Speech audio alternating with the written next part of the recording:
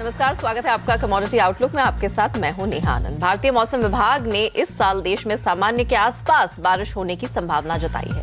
इस बीच जोरदार El Nino की आशंका जताने वाले ऑस्ट्रेलिया वेदर ब्यूरो ने भी अब अल नीनो के कुछ कमजोर पड़ने के संकेत दे दिए हैं। ऐसे में पिछले हफ्ते एग्री कमोडिटी मार्केट में खास तौर से ग्वार, सोयाबीन, कॉटन, कैस्टर की तेजी पर हमने ब्रेक लगता देखा। अगले 1 से 2 महीनों में इन सभी की बुआई शुरू हो जाएगी। हालांकि मौसम विभाग ने अल नीनो के असर से पूरी तरह से इनकार नहीं किया है। सवाल यही है कि ऐसे में कैसा रहेगा कमोडिटी बाजार का मिजाज, जानेंगे आज।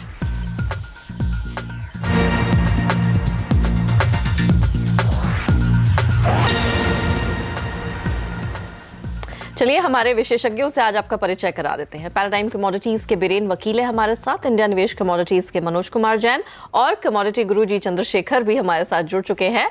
आप सभी का स्वागत है। हम अपने एक्सपर्ट से बात करें। आमतौर पर मानसून का असर कमोडिटी पर सबसे ज्यादा पड़ता है और इसलिए बाजार इसकी हर चाल पर नजर रखता है। तो पहले मॉनसून के आंकड़ों पर नजर डाल लेते हैं। मौसम विभाग और स्काईमेट के पहले अनुमान पर आप जरा गौर फरमाएं।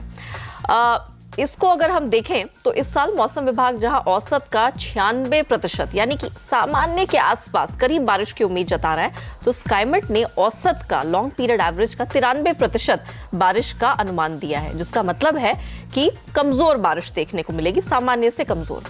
वास्तव में कितनी बारिश होगी, ये लाख टके का सवाल है, क्योंकि पिछले 5 साल के दौरान चाहे आप आईएमडी मौसम विभाग, भारतीय मौसम विभाग को देखें या स्काईमेट के पहले अनुमान को देखें और वास्तविक बारिश पर नजर डालें तो बड़ा अंतर दिखाई देता है। पिछले साल ही दोनों एजेंसियों ने सामान्य बारिश का दावा किया था, जबकि बारिश हुई थी औसत का 91%।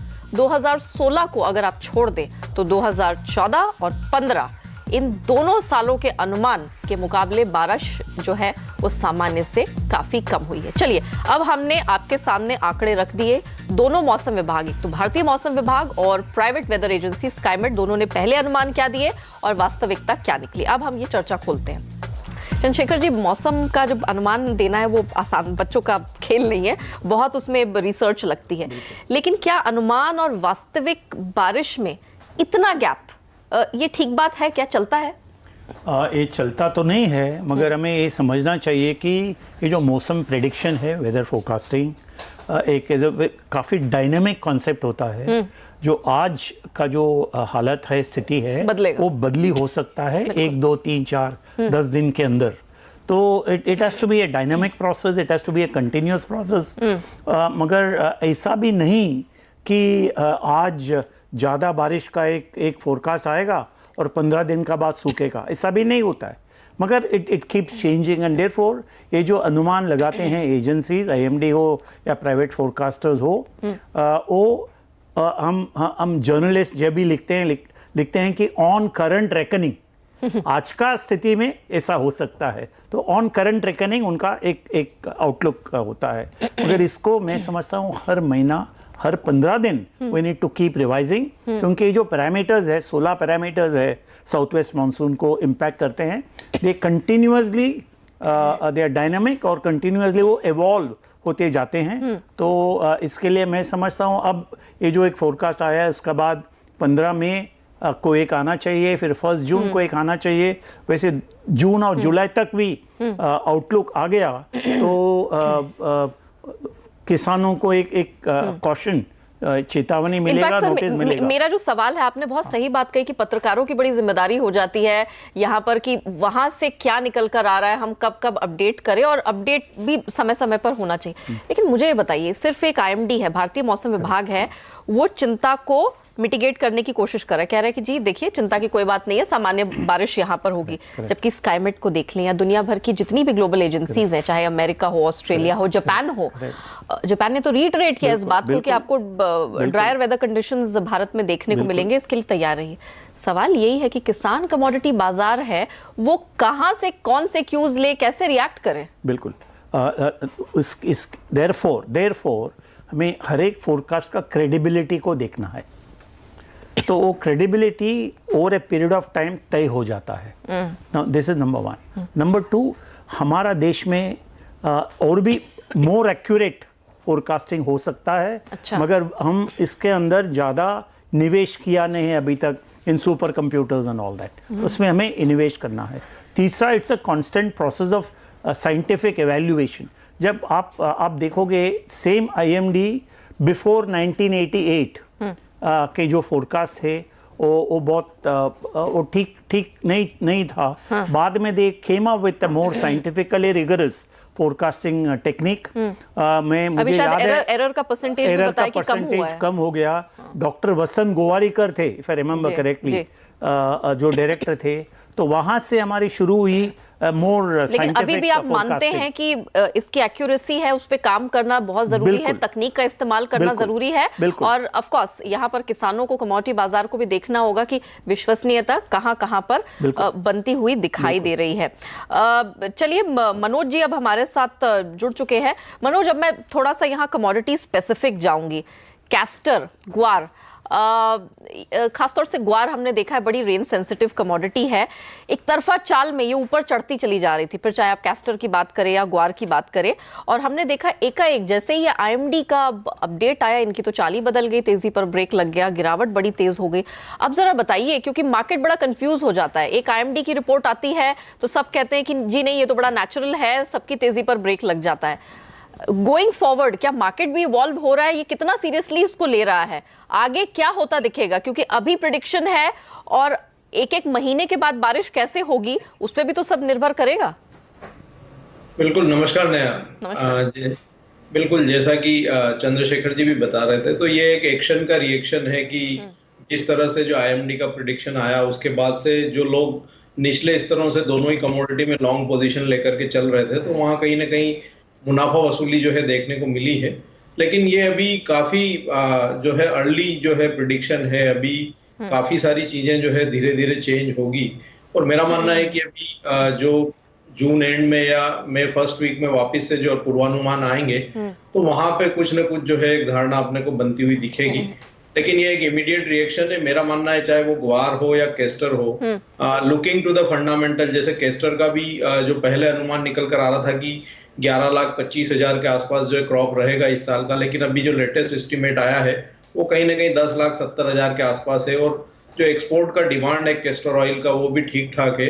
रूपी भी जो है लगभग 69, 50, 70 के रेंजेस में ट्रेड कर रहा है। तो उस लिहाज से देखें तो मेरा मानना है निचले स्तरों पर फिर से कहीं ना कहीं 5,650, 5,700 वहां पे। मतलब मनोज आप ये कह रहे हैं कि सिर्फ ये मौसम के अनुमान का ही असर नहीं है, करेंसी है, इसकी सप्लाईज है, आउटपुट्स हैं जो इस पे असर डाल रहे। तो मुझे ये बताइए कि हमने 4 महीने का हाइज इसको अभी कुछ ही समय पहले पिछले ही हफ्ते बनाते हुए देखा है, उसके बाद से इसकी कीमतें बड़ी तेजी से, मैं कैस्टर की बात कर रही हूँ, 6,000 के भी नीचे आ गई।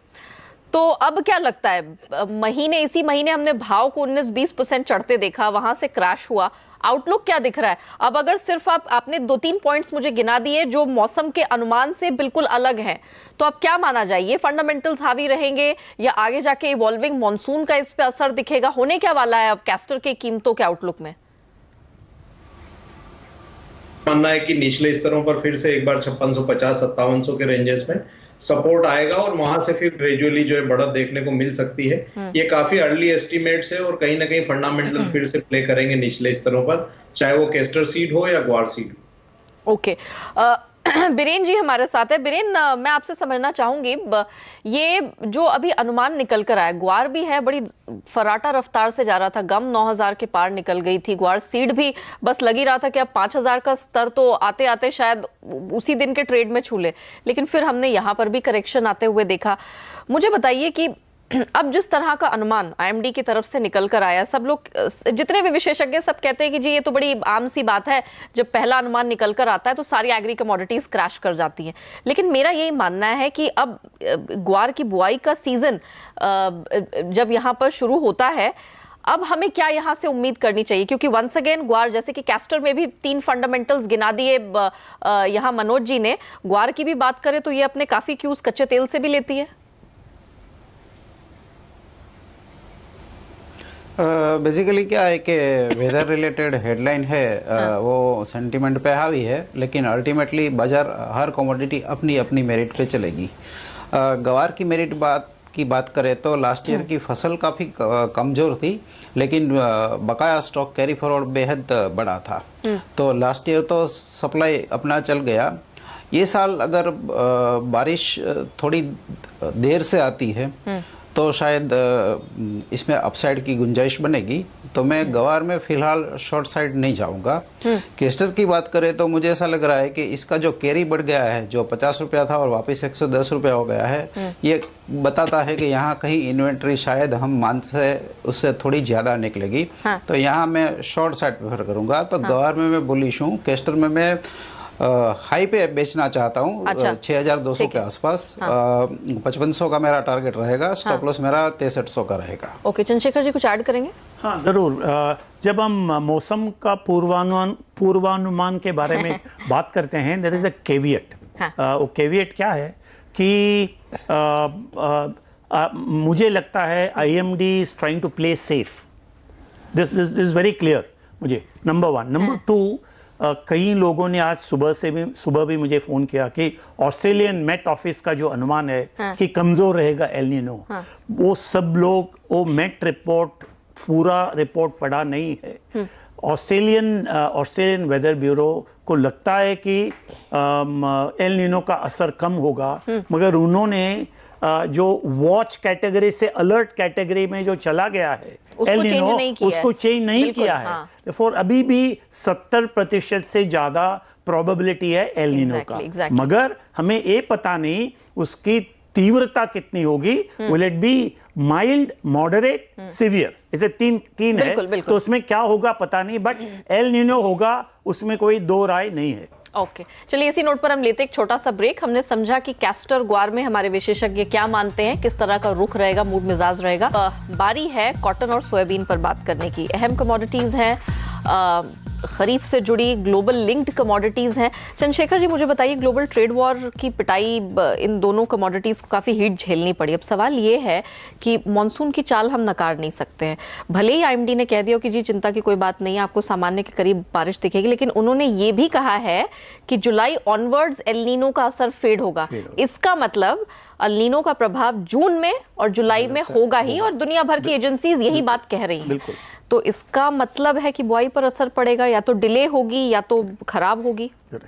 बुआई का ऊपर असर तो पड़ना चाहिए, मगर ऐसा है, आप कपास को लीजिए। आज कपास के भाव काफ़ी अच्छे हैं, किसानों के लिए अच्छा है। तो किसानों को एक संकेत जाता है कि भाव अच्छा है तो बुआई करना चाहिए। मैं पर्सनली मानता हूं कि कपास का जो बुआई होगा कम से कम 120 लाख हेक्टेयर में इसकी बुआई होगी, विदाउट एनी डाउट। और बरसात का वितरण सही रहा तो हमारा एक बम्पर क्रॉप बन सकता है। 350, 300 लाख, 360 लाख बेल्स या गांठ, इतना उत्पादन हो सकता है, नंबर 1। नंबर 2, भाव आज ऊपर है क्योंकि हमारा उत्पादन 2018-19 में काफ़ी कम है। ट्रेड ने ओवर एस्टिमेट किया था पहले से। मैं मानते आ रहा हूं कि 310 लाख बेल्स का आसपास ही हमारा उत्पादन है, और अभी एक्सपोर्ट भी अभी जारी है। तो उसके वजह से भाव ऊपर है, भाव ऊंचा है। मगर मैं खुश हूं उसके वजह से, क्योंकि किसान को एक अच्छा संकेत मिल रहा है for his price, and therefore उसकी कपास की बुआई का एक क्षेत्र बढ़ने का संभावना मैं देखता हूं। ठीक है, और सोयाबीन? और सोयाबीन में ऐसा है कि जो स्टेट एजेंसीज ने खरीदी किया है, प्रोक्योरमेंट किया है, दैट हैज गिवन काफ़ी कॉन्फिडेंस किसानों को मिला है, खास करके मध्य प्रदेश में, और उसका भी असर हमें देखने को मिलेगा। मैं सोयाबीन का एकरेज करीबन 110 से 120 लाख हेक्टेयर का मानता हूं। उत्पादन कितना होगा दैट विल डिपेंड ऑन बरसात का वितरण कैसा होता है। ओके, बीरेन जी मुझे बताइए कि कपास की कीमतों में, इनफैक्ट ये जो पूरा कॉम्प्लेक्स रहा है कपास का, MCX कॉटन का या कोकुड़ भी अगर देख ले तो अच्छी खासी तेजी के बाद फिर ये कमोडिटीज ने प्रेशर दिखाया है। 1200 पे जैसे तैसे टिकी हुई हैं। जून में यहाँ पर बुआई शुरू होगी। अनसीजनल रेन्स हमने देखा है जिसका असर कई पॉकेट्स में पड़ा है और आगे भी मौसम अभी खराब ही रहेगा। ये पूरे हफ्ते, आने वाले एक हफ्ते खराब मौसम की ही चेतावनी जारी की है मौसम विभाग की तरफ से। मुझे बताइए कि कपास अब फॉलो किसको करेगा, क्योंकि इंटरनेशनली लिंक्ड ये कमोडिटी है। हम आईसीई कॉटन पे लगातार नजर बरकरार रखते हैं कि वहां कीमतों का पैटर्न कैसा है। तो मुझे बताइए कि यहां पर कपास, कॉटन चाल कैसे देख रहे हैं? यहाँ बेसिकली कॉटन के लिए ओपन एंड शट केस है अपसाइड का। अच्छा। क्योंकि यहाँ शॉर्ट सप्लाई है। नॉर्थ में राजस्थान में बुआई चालू ऑलरेडी हो चुकी है और रफ्तार भी पकड़ेगी प्रोवाइडेड के मानसून टाइमली रहा तो। लेकिन मुझे एक वाइल्ड कार्ड जिसको ऑल ब्लैक स्वान बोलते हैं हम, वो एक ब्लैक स्वान काइंड का इवेंट शायद ऐसा दिख रहा है कि अगर मानसून देरी से आया और प्राइस ज़्यादा बढ़ गए तो शायद एक्सपोर्ट पे ड्यूटी आए या कोई रोक लगे, पॉलिसी इंटरवेंशन जिसको गवर्नमेंट का बोले। अच्छा। वो एक पोटेंशियल वाइल्ड कार्ड है। वो अगर नहीं आता है तो कीमतें कैंडी में आसानी से 50,000 को पार कर सकती है। चंद्रशेखर जी, लगता है कि कोई इंटरवेंशन आ सकता है, क्योंकि ये सही समय भी होता है कि कुछ अनाउंसमेंट कर देना चाहिए? नहीं, मैं समझता हूँ इंटरवेंशन का जो प्रोबेबिलिटी जो कहा जाता है बहुत कम है। इंटरवेंशन होना नहीं चाहिए। अच्छा। और मैं समझता हूं जो भी नई सरकार आती है they will be sensible enough not to interfere with the market forces. Okay Manoj ji, मुझे बताइए, मैं थोड़ा ऑयल सीड पर अब फोकस करूंगी, सोयाबीन पर इनफैक्ट प्राइमरीली। सरकारी खरीद से सरसों को कुछ फायदा मिला, हमने उसकी कीमतों को ग्रेजुअली चढ़ते देखा। सोयाबीन जो कि काफी प्रॉमिसिंग लग रही थी, चीन सोयाबीन खरीदने की तैयारी में है। बहुत सारे फैक्टर्स देखे जिसकी वजह से सोयाबीन में थोड़ी मजबूती की संभावनाएं लग रही थी कि 4,000 का जो वॉल है ब्रेक करके निकलेगी, लेकिन ऐसा हुआ नहीं। वो नीचे ही चली गई, फिर दायरे में फंसकर रह गई। कीमतों में प्रेशर है। अब सामने जिस तरह का मॉनसून है, मुझे बताइए कि सोयाबीन की चाल कैसे यहां से दिखाई दे रही है? सोयाबीन में थोड़ा प्रेशर बिल्टअप हो रहा है नया, और मेरा मानना है कि ये कंटिन्यू रहना चाहिए, क्योंकि जो गत मंथ का यूएसडीए का रिपोर्ट आया था उसमें भी जो ग्लोबल क्रॉप है वो उसका जो सिचुएशन है कंफर्टेबल है, और ऊपरी स्तरों से कहीं ना कहीं इंटरनेशनल मार्केट में भी सीबीओटी पे जो है दबाव बना है। और जो ऑयल्स जो है, चाहे वो बुरसा मलेशिया हो तो वहां पे भी पाम ऑयल वगैरह में भी जो है दबाव देखने को मिल रहा है। और जो लोकल जो हमारा ऑयल सीड्स का क्रॉप है, चाहे वो सनसीड हो या मस्टर्ड सीड हो, तो वो भी एक अच्छी मात्रा में है इस बार। तो मेरा मानना है कि अब यहाँ पे सोयाबीन पे एक थोड़ा ग्रेजुअली दबाव देखने को मिल सकता है, और वर्तमान स्तरों से कीमतों में 4 से 5% की गिरावट जो है एक बार जो है देखने को मिल सकती है। ओके, तो सोयाबीन वैसे ही मार खा रही थी, लेकिन यहाँ पे उसकी दिक्कतें खत्म नहीं होंगी, कीमतों को और दबाव झेलना होगा। जी, सबसे पहले आपसे शुरुआत करेंगे। पहले तो बताइए, ग्वार कैस्टर कहाँ कमाई होती दिख रही है आपको? गवार में बाई साइड प्रेफर करूंगा 4250 पे। टारगेट रहेगा 4500 का, स्टॉप लॉस 4178। अच्छा, और सोयाबीन कॉटन शॉर्ट जाना प्रेफर करूंगा 6200 पे। हाँ। कॉटन में बाई साइड प्रेफर करूंगा 22,200 के आसपास, 21,800 का स्टॉप लॉस रहेगा। पोजिशनल कॉल है, लंबा है, 23,000 का टारगेट रहेगा। ये कब तक देख रहे हैं सर?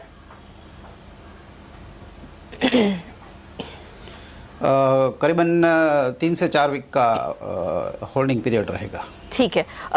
मनोज जी, आपकी बारी। के करके सारी कमोडिटीज में स्ट्रैटेजी जानना चाहूंगी। चलिए कॉटन से शुरुआत करते हैं। कॉटन में कैसे कमाई होगी? कॉटन में लॉन्ग करना चाहिए नया 22,100 के आसपास, 21,800 का स्टॉप लॉस रखें, 22,750 लक्ष्य होगा, और ये 1 से 1.5 महीने के लिए जो स्ट्रेटेजी की जा सकती है। ठीक है। कैस्टर में जरा बताइए क्या रुख अपनाएंगे और टाइम फ्रेम क्या रहेगा कमाई का? कैस्टर में भी लगभग 1 से 2 महीने का नजरिया रखें। थोड़ा सा और प्रेशर यहाँ पे दिखेगा, 5,660 जो है वो इस तरह का जहाँ खरीदारी करना चाहिए। 5,480 का स्टॉप लॉस रखे, ऊपर में 6,020 का एक लक्ष्य यहाँ पे देखने को मिल सकता है। सोयाबीन में आपने कहा 4 से 5% की कमजोरी दिख रही है, तो शॉर्ट अगर करते हैं किस प्रकार के और कितने टाइम फ्रेम में यहाँ कमाई होती दिख रही है?